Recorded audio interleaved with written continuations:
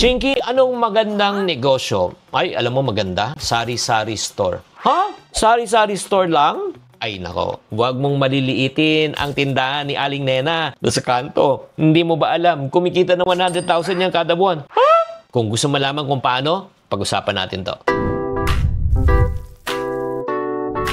Chinky Tan, with over 6 million Facebook followers, 2.8 million YouTube subscribers, and 2.4 million TikTok fans, is now all out to share with you the most practical, simplest path to lasting wealth. Hi there, this is Chinky Tan, your pambansang wealth coach. Sa video na ito, we're gonna break down kung paano kikita ng malaki sa munting sari-sari store. Pero bago tayo talaga tumalon, disclaimer lang, this is just a projection, hindi to guaranteed. Depende yan kung paano mo tinitreat ang negosyo mo. So let's start. Number 1, kailangan we should learn how to start is small. Yes, lahat ng mga lumalaki nag-umpisa sa maliit. Kasi minsan yung mindset natin, kailangan may mini grocery na tayo. Naku, big jump yun. Dapat mag-umpisa ka muna sa maliit para may proof of concept ka. At saka kung if ever magkamali ka, konti lang malulugi sa'yo. Kung nag-mini grocery ka, 100,000 o baka milyon na mawala sa'yo.